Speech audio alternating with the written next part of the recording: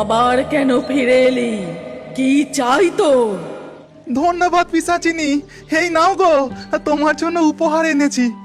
আমার জন্য উপহার? তুই তো মস্ত ভালো মনের মানুষ দেখছি। তোর মধ্যে কোনো লোভও নেই। তোমার রূপ যেমন তেমনি তুমি একটুও ভয়ঙ্কর নয় গো।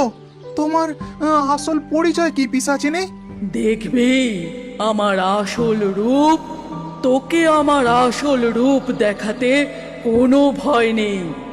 তখনই পিশাচিনী তার রূপ বদলে স্বর্ণ জলপরীর রূপ ধারণ করে। তার অলৌকিক মায়াবী রূপ দেখে কাঠুরে মুগ্ধ হয়ে যায়। কোনো মানুষ আমার ক্ষতি না চেয়ে আজ প্রথম উপহার দিল, তোকেও আমার দেওয়া উপহার গ্রহণ করতে হবে। স্বর্ণ জলপরী তার মায়াবী মুক্ত হাতে নিয়ে জাদু করতেই কাঠুরের কাঠের বোঝার মধ্যে দুটো কাঠ সোনার কাঠে বদলে যায়। কাঠুরে কিছুই বুঝতে পারে না। সে জলপরীকে বিদায় জানিয়ে সোজা হাটে চলে যায়।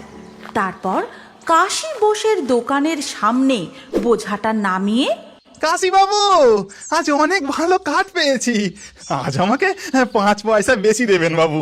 কাশী বোসের নজর সোজা গিয়ে পড়ে বাঁধা কাঠের বোঝার মধ্যে দুটো চকচকে উজ্জ্বল সোনালী বর্ণের কাঠের উপর।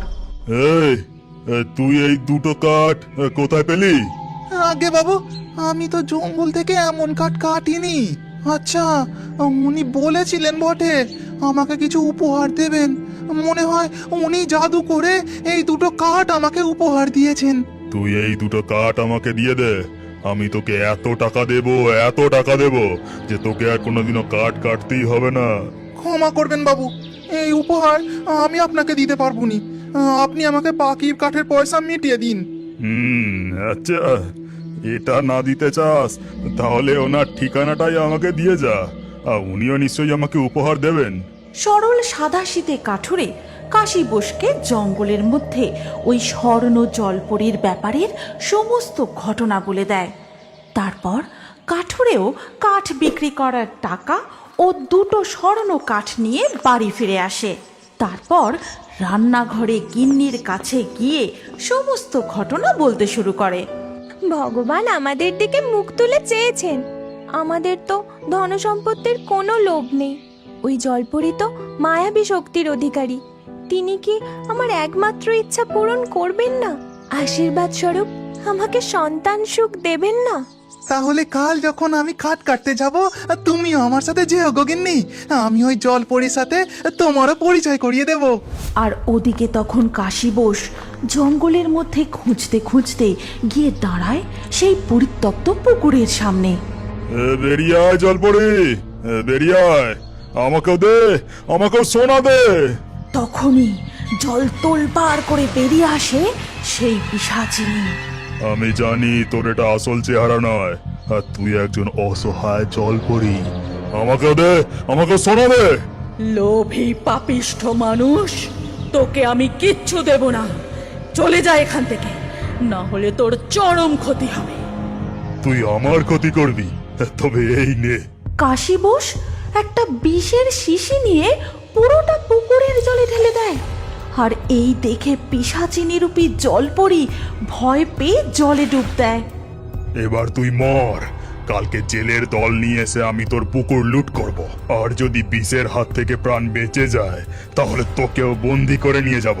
কাশী বোস ফিরে যায়। তার পরের দিন সকালে কাঠুরে তার স্ত্রীকে সঙ্গে নিয়ে ওই পুকুরের কাছে যেতেই তারা যা দেখে তাতে কাঠুরে কান্নায় ভেঙে পড়ে। পুকুরের জলে ছোট বড় মাছ সহ দুটি মৃত জলপরীর দেহ ভাসছে। ভগবান, এ কি সর্বনাশ হয়ে গেল!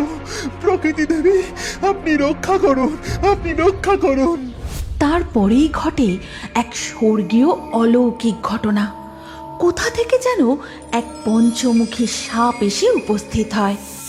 তারপর পুকুরের জলে মুখ দিয়ে ধীরে ধীরে সমস্ত বিষ সে শুষে নেয়। এই গল্পের পরবর্তী পর্ব যদি তুমি দেখতে চাও তাহলে কমেন্টে নেক্সট পার্ট অবশ্যই লিখো। আর আমাদের রিও বার্ডস ফেসবুক পেজটি এক্ষুনি ফলো করে নাও। এই গল্পটি ভালো লাগলে লাইক করে শেয়ার করে দাও।